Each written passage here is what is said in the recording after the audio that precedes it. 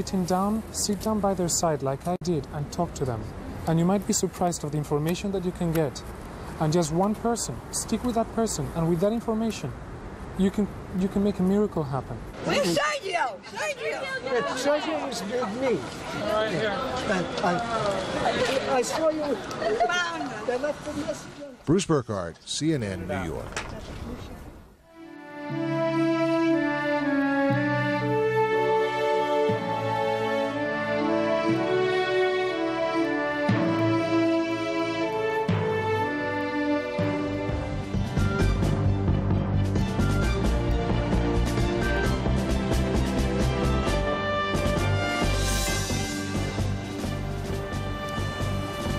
Good morning, everybody. Welcome. Thank you for joining us. I'm Paula Zahn reporting from New York this morning. You're looking at the scene where thousands of rescuers are trying to dig through rubble, sometimes with their hands, sometimes with buckets. It's a painstaking process so far. Over 13,000 tons of rubble has already been removed from this area.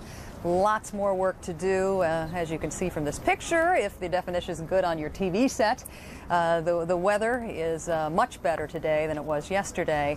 So workers down there are hoping the pace of this cleanup will pick up. We continue to work on all the latest developments here from very many different angles. Bill Hemmer joins me from south of here at the Jacob Javits Center. Hi, Bill. How you doing?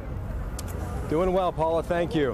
And John King is still with us, the senior White House correspondent from Washington. Can't marvel enough about your backdrop this morning. And CNN's Miles O'Brien joins us from Atlanta. Here are the latest developments at this hour. Belgium authorities are now confirming they have charged 2 men suspected of planning attacks on American interests in Europe. Prosecutors in Brussels say the men arrested on Thursday are members of a radical Muslim group. They are charged today with possessing weapons of war. We're going to bring you more details as they become available. In other developments, one man has been arrested as a material witness in Tuesday's terrorist attacks. 2 other men detained in Texas are said to be very helpful to the investigation. Flight and voice recorders have been recovered from the Pentagon and Pennsylvania crashes. Congress authorizes the president to use force in response to Tuesday's attacks. And to that end, the Pakistani government signals it will help the U.S. in those efforts.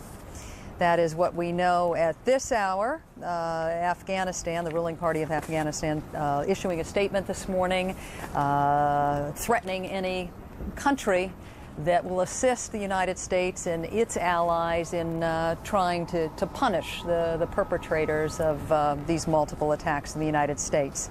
The president is going to be holding a radio address sometime within the next 3 minutes. They're usually pretty punctual down there at 10:06. We expect to dip into that live. In the meantime, I'm going to check in with Bill Hemmer, who once again rejoins us from the Jacob Javits Center. What's going on down there now? Paula, just to let our viewers know once again, this is one of the main staging areas for workers and volunteers to gather before they're sent several blocks south to the World Trade Center. This is what we're looking at right now. The men standing over here, primarily in white and yellow hats, are union workers, construction workers, engineers. They have been given the go-ahead to go down to the site, but they're just waiting now for FEMA, the Federal Emergency Management Agency, to go ahead and give them the go-ahead to head down further south. In the meantime, though, the volunteers, though, continue to... I'm going to have to cut you off for a second because I want to show everybody out there some pictures of the president meeting with his national security advisors leading into his regular Saturday morning address. Let's listen. Our country mourns for the loss of life and for those whose lives have been so deeply affected by this despicable act of terror. I'm going to describe to our leadership what I saw, the wreckage of New York City, the signs of the first battle of war. We're going to meet and deliberate and discuss, but there's no question about it. This act will not stand. We will find those who did it. We will smoke them out of their holes. We will get them running, and we'll bring them to justice. We will not only deal with those who dare attack America, we will deal with those who harbor them and feed them and house them. Make no mistake about it. Underneath our tears is the strong determination of America to win this war. And we will win it. I'm going to ask the Secretary of State to say a few things, and then the Attorney General. Thank you, Mr. President. I might just say that I'm very pleased with the response we've been getting from the international community. I think every civilized nation in the world recognizes that this was an assault not just against the United States. All right, now we're going to quickly move on to the President giving his normally planned Saturday morning address. Let's listen. Good morning. This weekend I am engaged in extensive sessions with members of my National Security Council as we plan a comprehensive assault on terrorism. This will be a different kind of conflict against a different kind of enemy. This is a conflict without battlefields or beachheads, a conflict with opponents who believe they are invisible, yet they are mistaken. They will be exposed, and they will discover what others in the past have learned. Those who make war against the United States have chosen their own destruction. Victory against terrorism will not take place in a single battle, but in a series of decisive actions against terrorist organizations and those who harbor and support them. We are planning a broad and sustained campaign to secure our country and eradicate the evil of terrorism, and we are determined to see this conflict through. Americans of every faith and background are committed to this goal. Yesterday, I visited the site of the destruction in New York City and saw an amazing spirit of sacrifice and patriotism and defiance. I met with rescuers who have worked past exhaustion, who cheered for our country and the great cause we have entered.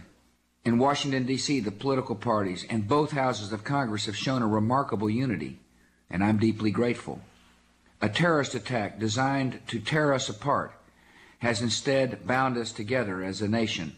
Over the past few days, we have learned much about American courage, the courage of firefighters and police officers who suffered so great a loss, the courage of passengers aboard United 93, who may well have fought with the hijackers and saved many lives on the ground. Now we honor those who died and prepare to respond to these attacks on our nation. I will not settle for a token act. Our response must be sweeping, sustained, and effective. We have much to do and much to ask of the American people. You will be asked for your patience, for the conflict will not be short. You will be asked for resolve, for the conflict will not be easy. You will be asked for your strength, because the course to victory may be long. In the past week, we have seen the American people at their very best. Everywhere in America, citizens have come together to pray, to give blood, to fly our country's flag. Americans are coming together to share their grief and gain strength from one another. Great tragedy has come to us, and we are meeting it with the best that is in our country, with courage and concern for others, because this is America. This is who we are. This is what our enemies hate and have attacked, and this is why we will prevail. Thank you for listening.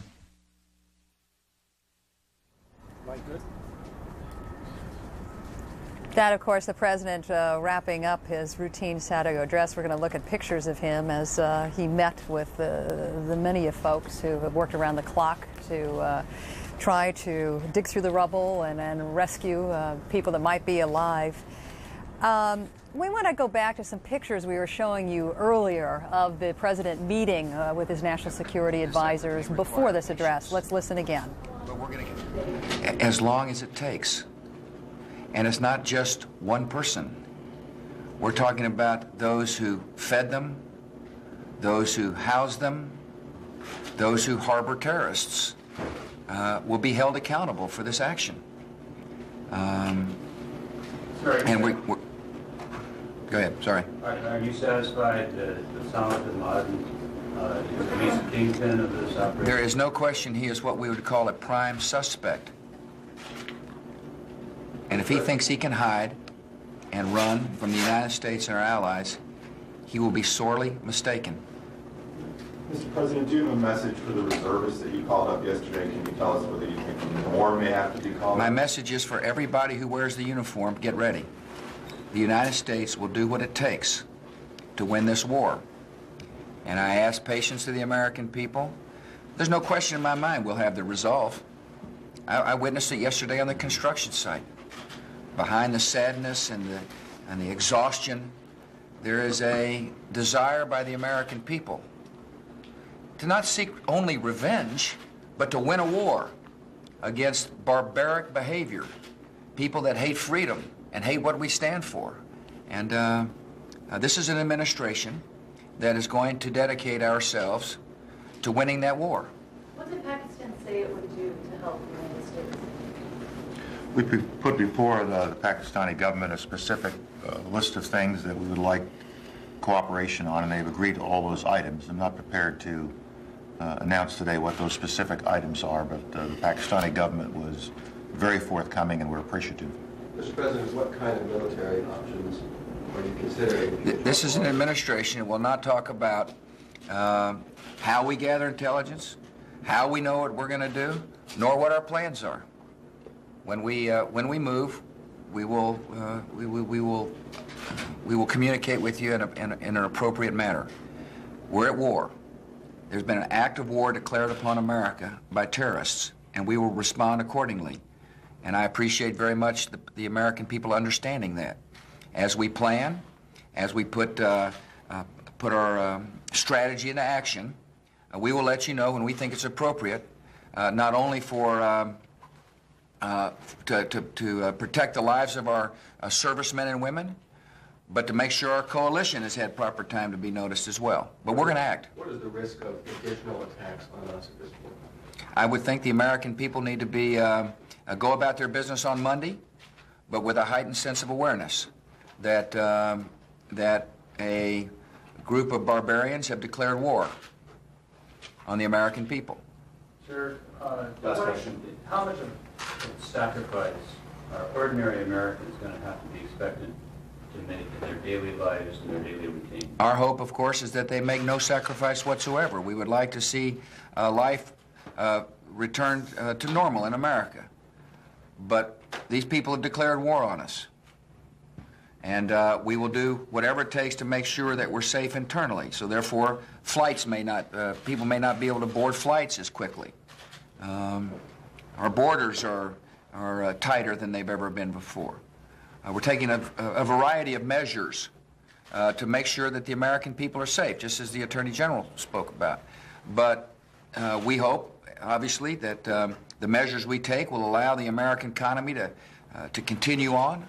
I urge people to go to their businesses on Monday. I understand Major League Baseball is going to start playing again. It is important for America to get on about its life. But our government will be on full alert, and we'll be tracing every lead, every potential, to make sure that the American people are safe. Thank you. Thank you very much. Thank you very much. How long do you envision by Thank you. Thank you. We're stepping out now. The definition is whatever it takes.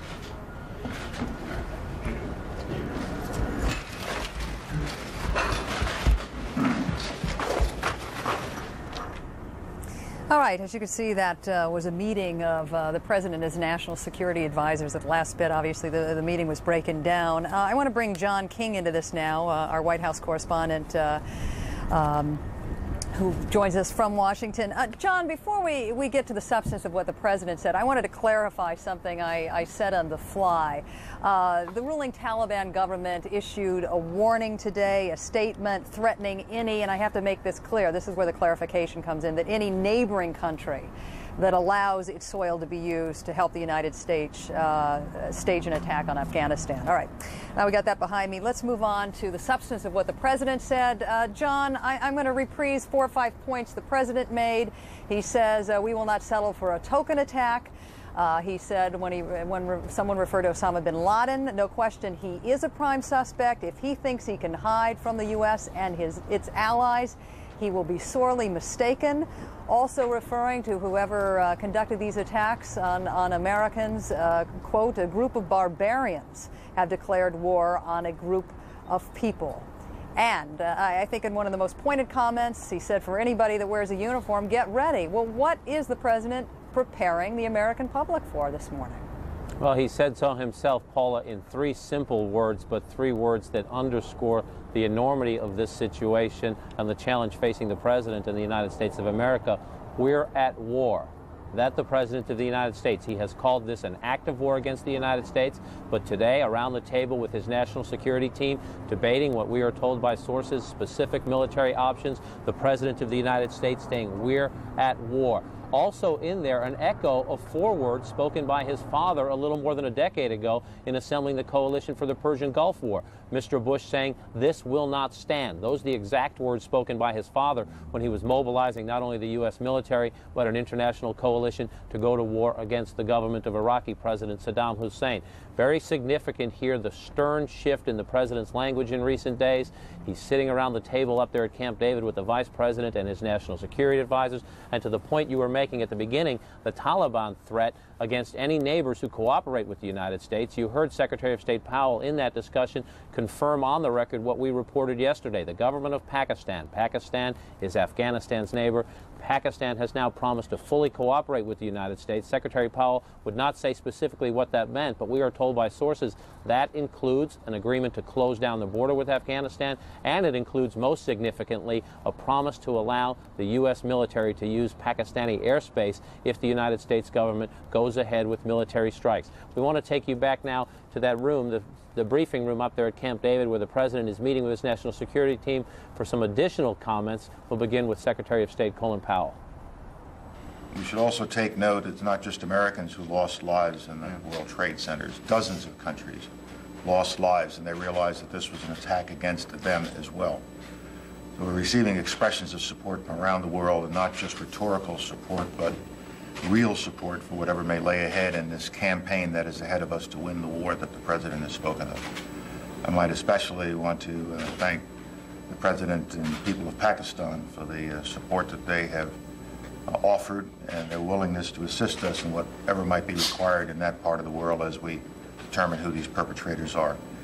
It's a coalition that will stay intact, that will be built upon over time, and what we have to do is not just go after these perpetrators and those who gave them haven, but the whole curse of terrorism that is upon the face of the earth. And this is a campaign that we have begun this week, and we will stick with it until we are successful. Attorney General.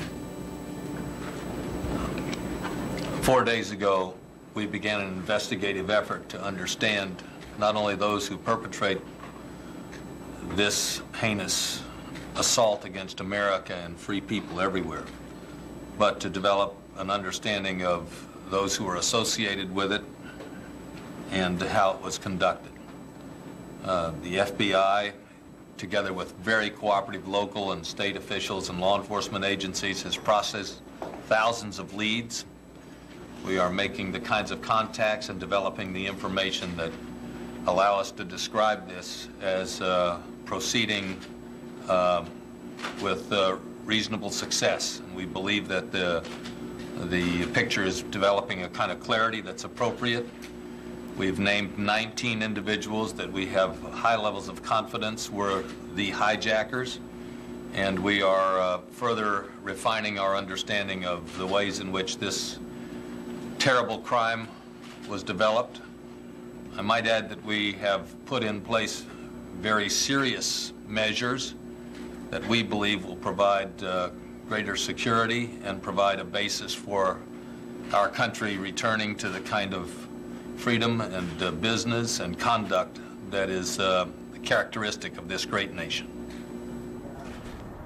If you're wondering why we are showing you split images now, because obviously what Attorney General John Ashcroft has to say is very important, but if you check out the right part of your screen, we showed former President Clinton, Senator Hillary Clinton, their daughter Chelsea, entering a funeral that is being held in honor of New York City's fire department chaplain. This is an extremely sad story. The chaplain was actually doing last rites for a firefighter who had been injured in the wake of this tragedy at the World Trade Center.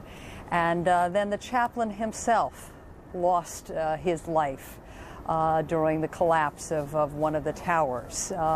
people all over the country, I think, are deeply affected by this, because we know, John, that the first folks into this area were the firefighters.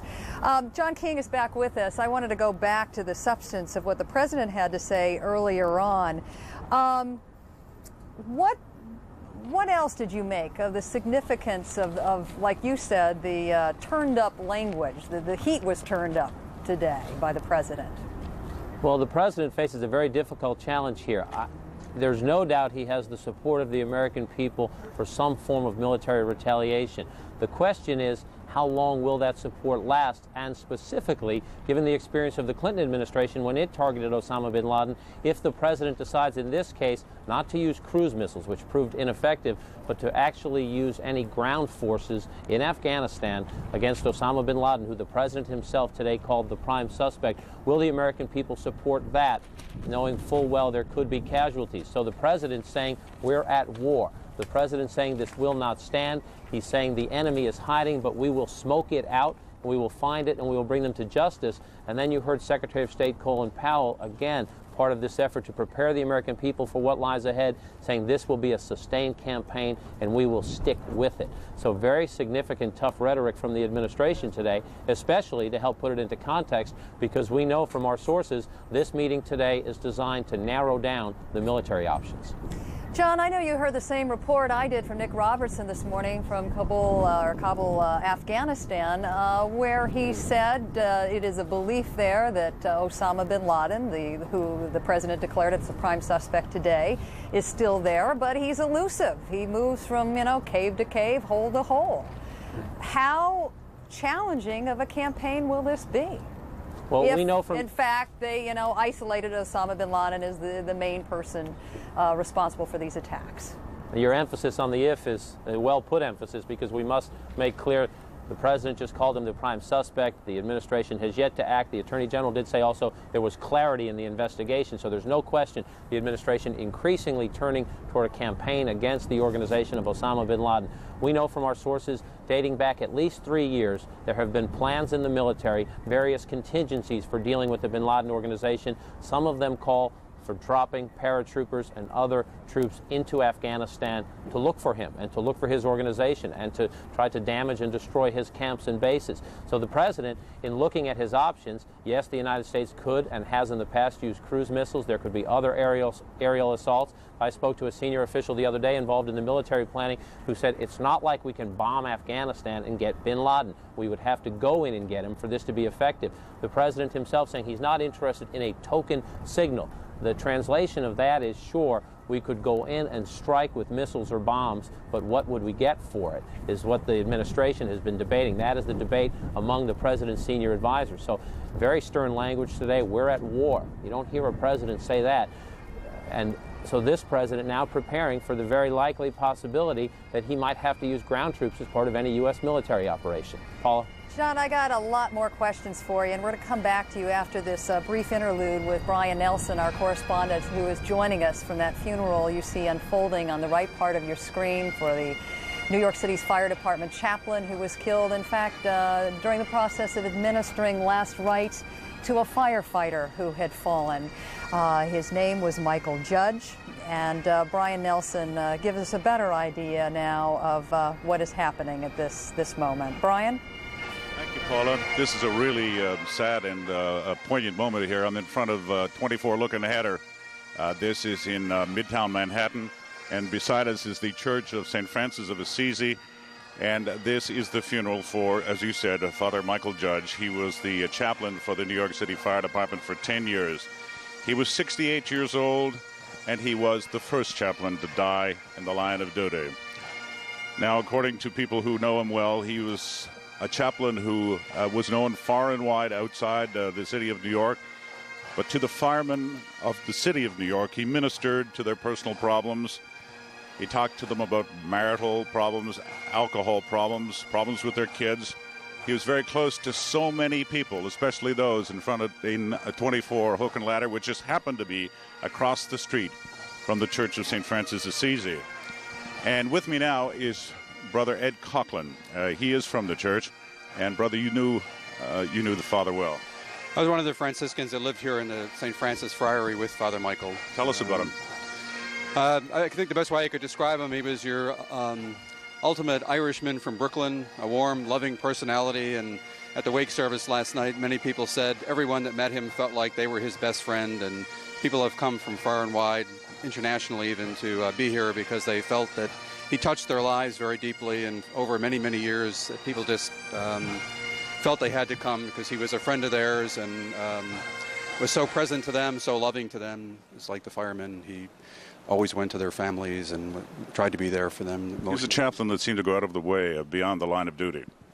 Yeah, his duty really began after the tragedies or after the fire was put out in some ways. He continued to minister to the families, and so many of the firemen and different people who have come here have talked about Michael being present to them and helping them through hard times when someone was killed or injured. Tell us about the day of the tragedy, if you have any knowledge about it, when that call came in about the firemen at the site of the World Trade Center having been fatally injured, and what happened then?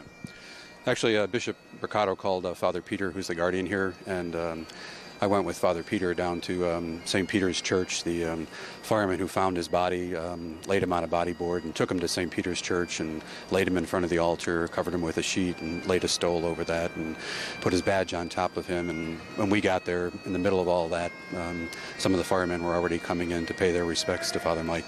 I take it nobody was surprised that he had rushed down there. No, I was in the house in the morning of the accident, and as soon as anything got to that proportion, Michael was gone in a moment, and these guys across the street, where this was his firehouse, and oftentimes he was on the street in his habit talking to the guys across the street, and one of them drove him down there, and I believe the man died with him, and so 6 of the men from across the street also died in the tragedy, and those are Michael's men, and the whole firehood is a real brotherhood, and I think Michael's Franciscan brotherhood, there was a real link there in terms of the connecting of the two, in terms of real warmth of friendship and care, and the body was actually brought back here to the firehouse for transport to the morgue, and the guys received him with great reverence. And he was also a man known for great charity, great tolerance. I heard a story that he would go along the streets of New York and secretly slip money to the homeless, not wanting to be seen, but himself not very well off himself.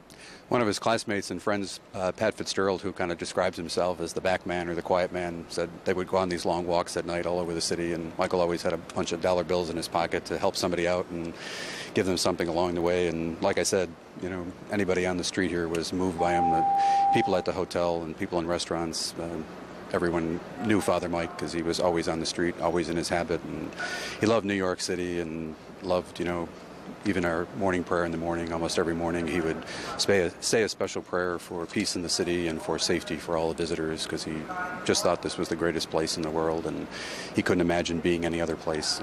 Brother, thank you. And just for our viewers, just to let you know and background you what's happening here, that New York is beginning to bury its dead. This is Saturday morning in New York City, and this is the first of 3 funerals today. 2 other firemen. And this is for the chaplain of the New York Fire Department and the Father Michael Judge. And he was 68 years old and was the chaplain for 10 years, and we will continue to follow this story as the very sad events here in Midtown Manhattan proceed this morning. Let's go back to you, Paula.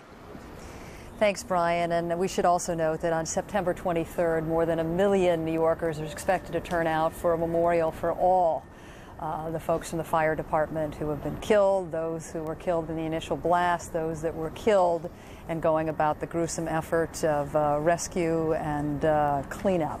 Right now we're going to go back to Miles O'Brien, and I am sure your next guest, General Wesley Clark, has a very strong reaction to some of the words coming out of the White House this morning. Good morning again, Miles. Good morning again, Paula. Yes, General Clark, who is our military advisor here at CNN, or military analyst, I guess would be more accurate, former Supreme Commander of NATO, heard what the president had to say. And let's just give folks the caveat, first of all, here, because General Clark is sensitive to this. We at CNN are sensitive to the realities that we don't want to aid or give comfort or harbor or in any way assist the enemy. Tell us what you're thinking right now. Well, we don't want to do anything that's going to assist the enemy. We don't want to do anything that's going to make it harder for the president and his team to make these terrible decisions that they're confronting right now. But this is the time where the diplomatic work has got to be done. We're dealing with a probable organization that's headquartered in a landlocked country. And to get to it, to effect it, is going to require assistance and support from allies. So if we take a look at the map, and what we've got is the country of Afghanistan, completely cut off from access from the ocean. On the east, there's Pakistan, and we've talked to the leader of Pakistan. He's pledged full cooperation, and Secretary Powell explained that to us this morning. We've got on the west, we've got Iran.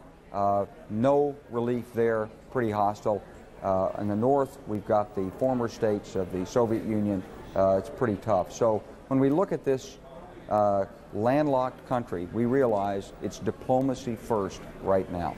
How difficult a job will that be, then, the diplomacy? It seems as if the administration is making some inroads in Pakistan, at least by public appearances. Well, I think that we are making inroads, and the United States is making inroads there through its diplomacy. But I think also that Musharraf is in a difficult position because he's got strong Taliban supporters, perhaps even within his armed forces. And he's got to weigh off his own domestic political situation as he provides us the support.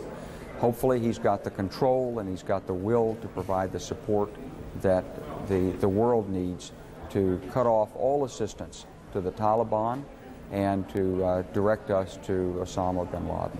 All right, but let's, without getting too far ahead on the military options here, an air campaign and an air campaign alone, in other words, bombing Afghanistan, let's say, where those dozen camps linked to Osama bin Laden are purported to be.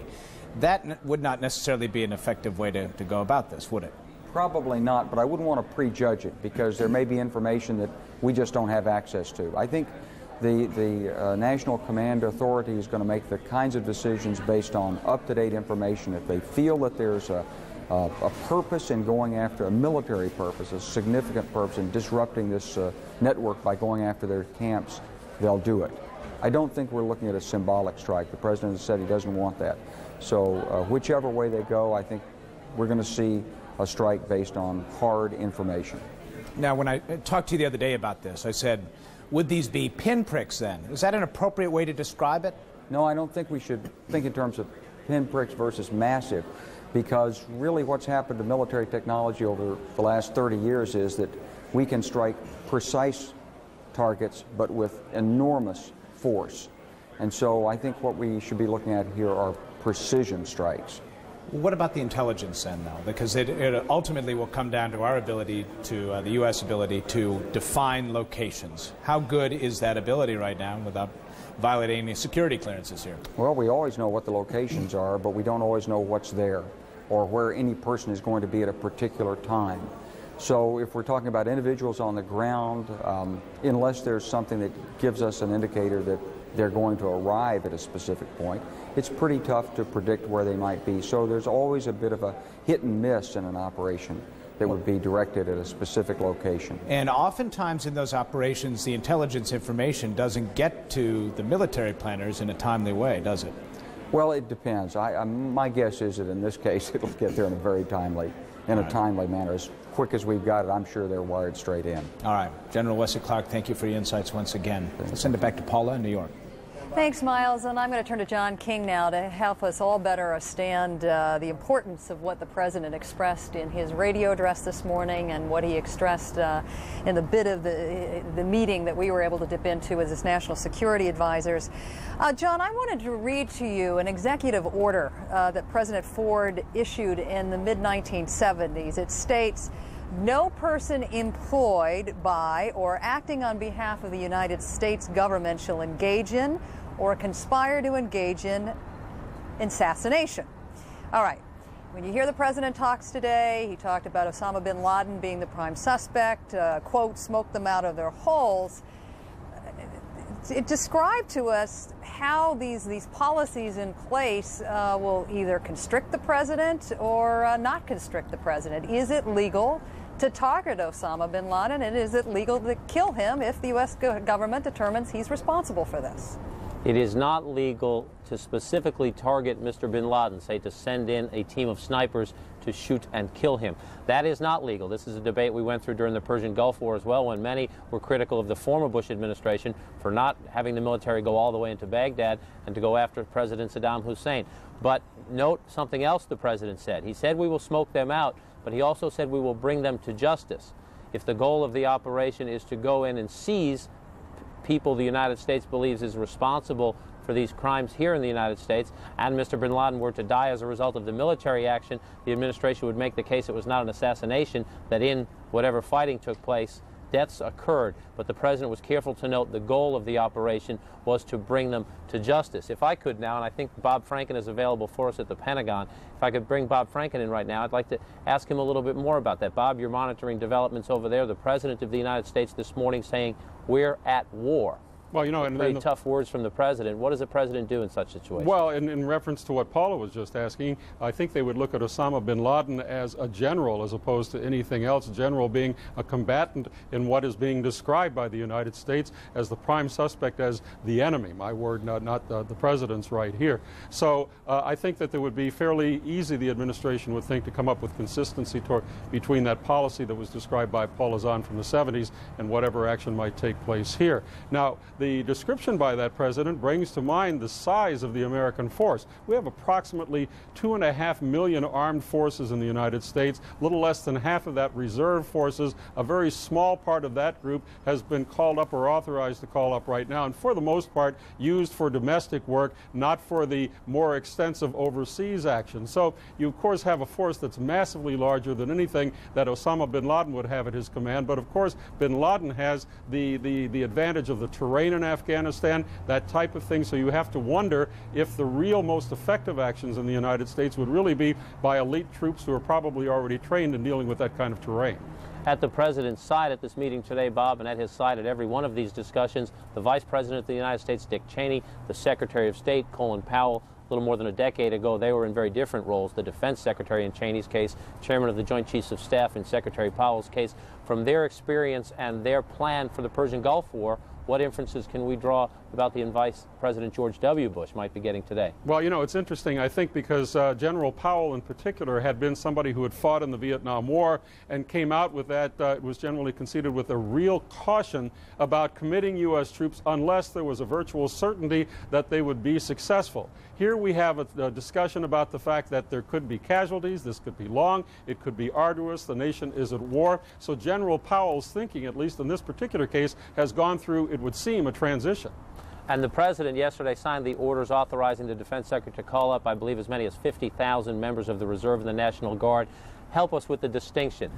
Well, as of yet, they're not going through any overseas military action. What they specifically said in the announcements that they put out is that they would be used for, quote, homeland defense. That is to say, they would provide some of the support. Of course, the United States is really on a remarkable war footing in the United States. Of course, that's something that is culturally so new to us. There are jets flying overhead. There are ships guarding the shores of the United States, etc. No. That type of operation is the type of operation that is going to be supported by reservists and National Guard. One other sentence here, John.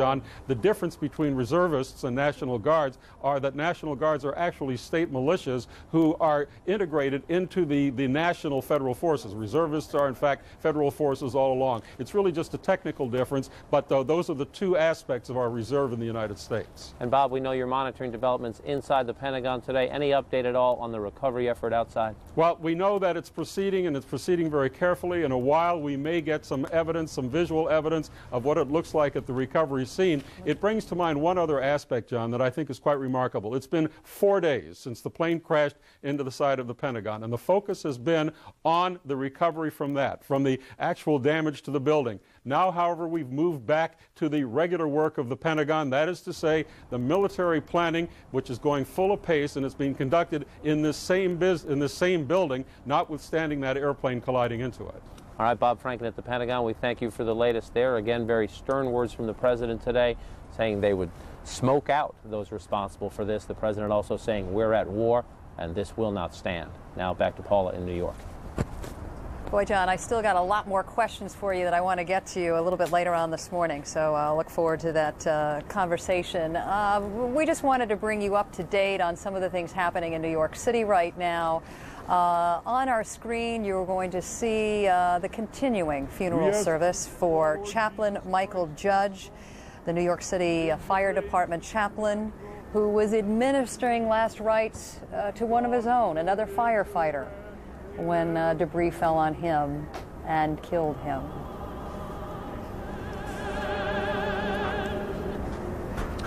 The congregation now sits for the... Meanwhile, in Arlington, Virginia, hundreds of people are gathered at the Cathedral of St. Thomas More, where Barbara Olson is being honored this morning. Some of you may know that she happened to be the wife of Solicitor General Ted Olson. But in her own right, she was a very strong, well-liked attorney, a woman who appeared frequently on television talk shows, an author. Her husband making an appearance here last night, a painful appearance on Larry King Live.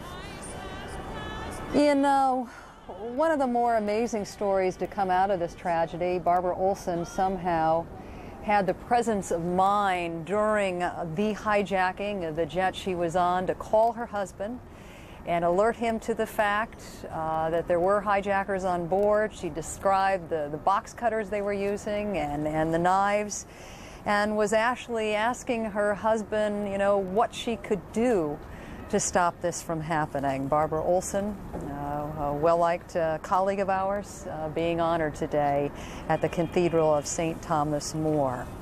Joining me right now is Linda Perry, another person who is living through the nightmare of this horrible thing that has been dealt our country. Her husband, Rick Thorpe, is missing. Thank you so much for being with us today. Where was your husband at the time of these attacks? He was on the 89th floor of World Trade Center 2.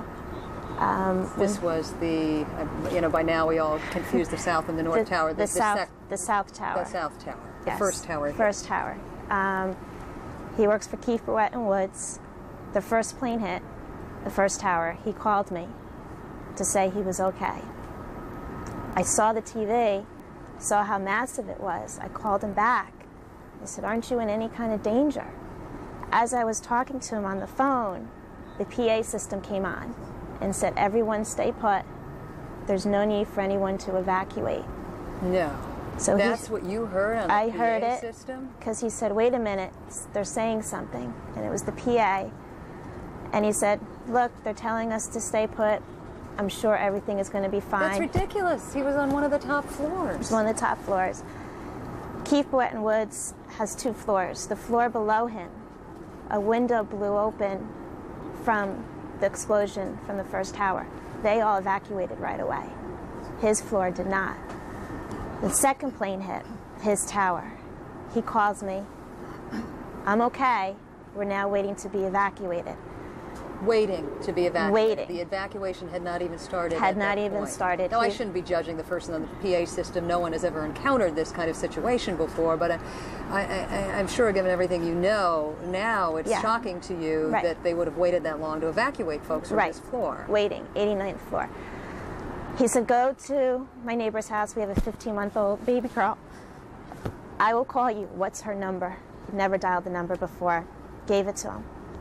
I'm at her house. 20 minutes later, the phone rings. I don't hear anything. I'm like, Rick, Rick. All I hear in the background are people screaming, where's a fire extinguisher? People coughing. Someone saying, is anyone unconscious? This went on for about 10 minutes. And I'm just screaming and still screaming into the phone. And all of a sudden, it was like someone just dropped the phone. But then I looked on the TV, and the building came down. Oh, God. And I'm just praying to God, praying for a miracle. And I'm really here today to tell, you know, everyone to continue praying, not only for Rick Thorpe, but for all the other 4,700 people that are missing out there. This is just a horrific tragedy, and we need to fight back. It's unfair. I also just want to mention 2 other names of people that my husband was with, Frank Doyle and Brad Vadas. They both called their wives when turns out they were trapped in a room behind a fire door. They tried to escape. They went down to the 87th floor. The door wouldn't open. Frank Doyle called his wife and said, please call 911, call the Port Authority, let them know we are trapped here. We cannot get out. Brad Vadas called his wife and said, I love you, but there's a lot of smoke. I'm doing everything we can. We're all doing everything we can. We're covering our mouths. It's very difficult. I don't know what's going to happen, but I love you. And that's the last that we've heard of any of them. Right now, there are 69 people from Cape Breton Woods that are still missing, along with obviously the other 4,700 people as well. And I just really hope that everyone keeps praying for that miracle, for all those people that are missing. It's just not fair, and we need to fight back. And you were sitting here right beside me as the president issued his very harsh statement declaring this war, making it clear he's going to smoke out whoever is responsible for this. I know this is difficult, but you have spent the last 4 days talking to these other family members. There are friends some of whom you just mentioned. Do you believe, based on what they're telling you now, that just a fraction of the folks who worked with your husband's firm, including your husband, actually were evacuated? Is it your sense that they were all trapped on that floor, with the exception of some of those folks who were able to make it to the 87th floor where they found the door shut? Those that did escape left before the second plane hit. Even when the PA system came on, there were a handful of those that ignored it and just said, we're out of here, and just left. And you were screaming to Rick the whole time as you're listening to the PA service announcement. Yes. Honey, just leave, get home. And he's like, sure, it's going to be fine. Of course, no one thought it was terrorism. The traders were standing, looking out the window with their hands on their hips, watching the other building burn. But, of course, they never thought that their building would actually be attacked. Did your husband work for this firm during the '93 World Trade Center bombing? And where was he that day? Same floor. And when he called me to tell me about when the plane hitting the first building, the first thing he said is, I'm sick to my stomach. And I said, why? Because I didn't know it had happened. He told me. He goes, I hate this building. I hate this building. But he's Did he have a fear of returning to work after the first World Trade Center bombing? Yes, he did. He definitely did. But, you know, you still never think it's going to happen again. And I don't think he really did even at that moment. Even when he called me after the second plane hit. He goes, we're waiting to be evacuated. And he was very calm. Very calm. Have you shared any of this information with officials investigating what happened? Because everybody's trying to piece together, you know, there are some 4,700 folks missing. Rick may be one of them. Has anybody asked you for this information? Because it's critical. It tells them where these employees were at the time and how far they got. Which is why I'm here today. Because no, except people of his company and just random people that I see on the street. I mean, I've gone to the armory, given them all his information, his dental records, pictures. His sister's going today for DNA. I mean, doing everything we can, but I really just have faith in God that a miracle will happen and not all of these 4,700 people are dead. I do believe that there are people still in that rubble that are alive and are just waiting to be rescued, and I do believe that one of them is going to be Rick. I hope so. I really hope so, for your sake. It will be. I know you're talking about going down to the Armory Center, which is, you know, Elizabeth Cohen has been reporting from there all day long, and it's heartbreaking to hear the stories of people like you bringing pictures, bringing hairbrushes, bringing anything that could create a DNA match. Have you found the folks down there that have to process this information supportive? I mean, Lord knows they have a tremendous amount of pressure on them right now. Phenomenal. Nothing but phenomenal. There have been so many volunteers there, not even just for drinks, for food, but counseling. I walked in there and obviously broke down. I had 2 chaplains and actually a counselor and a detective and an FBI sitting with me for 20 minutes, just listening to me, trying to calm me down and relax me. nothing beyond phenomenal. I think Giuliani has just done an incredible, incredible job. I was back down there again yesterday, and it's the same thing. Very orderly, no chaos. Wonderful. The number of people that have just come out from all over the country to help. People sending food from North Carolina, homemade food. It's just incredible, incredible. Does your daughter have, I know you mentioned she's 16 months old, does she have any idea what's going on? She wakes up every morning. She doesn't quite talk. She goes like this, looking for her daddy. And I just keep saying, Daddy's at work, because he is still at work. So, and, you know, I'm wearing Cross of Jesus and have Mary, and I gave it to her, and she kisses it, and I say, this is for Daddy, and she kisses it. And I just keep saying, Daddy's coming home, because he will come home. I do believe that. Well, our heart goes out to you. I mean, I think it is so hard for any of us to understand what you're all dealing with. And I think perhaps that I know it was very important for you to be here this morning. You're empowering other people who are in the same horrific state of limbo. Do you have any advice for those folks and for the rest of Americans, America that's listening to this interview this morning and obviously feeling your pain? Just have faith in God. The miracles do happen. Just keep praying, be strong, and don't give up. Don't give up on your loved ones. They will return. They will return. That's it. Linda Perry, thanks. Thank you.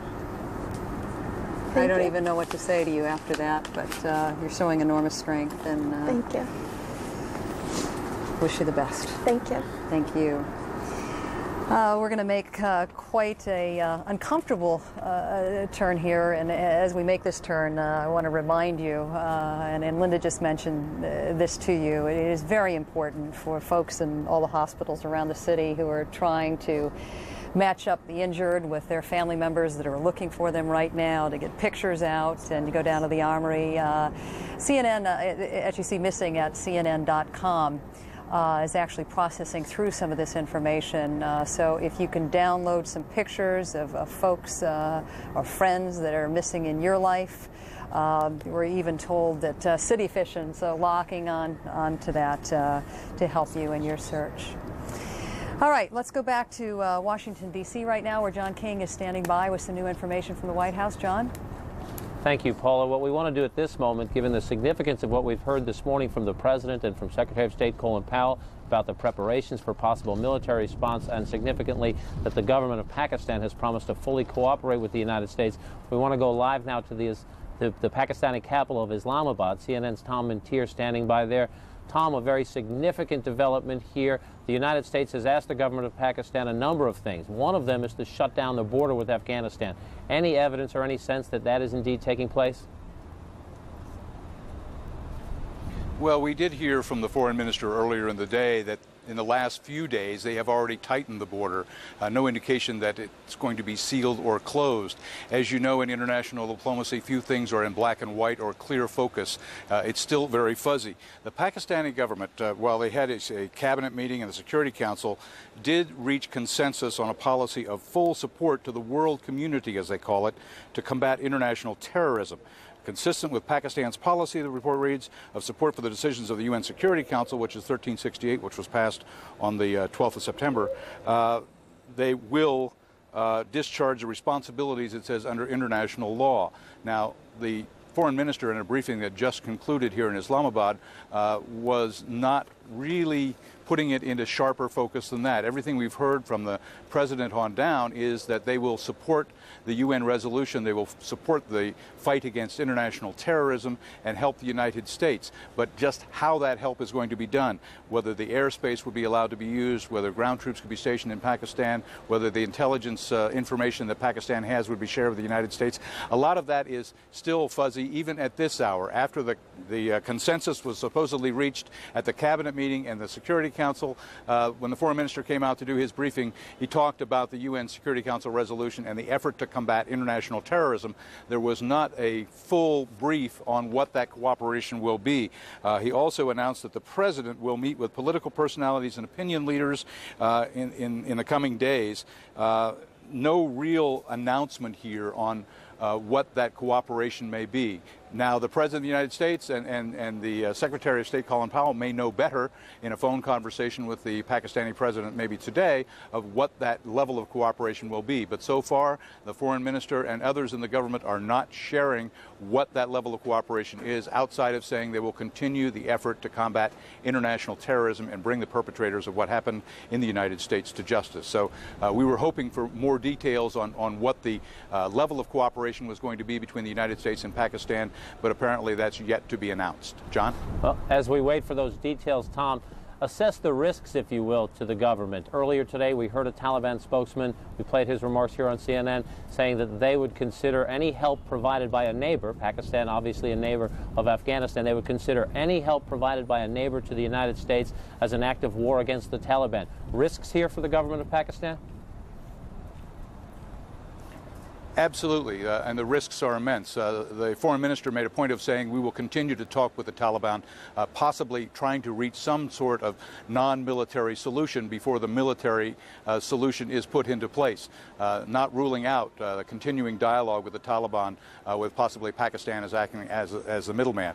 But the risks are immense. Domestically, you know, the choice of going with the United States against the Taliban has been a close ally and neighbor to the Pakistanis for some time, so it goes against existing policy, but as many in the government said today, what happened in the United States goes against the right things being done in the world, and no one here says they could feel right in supporting it.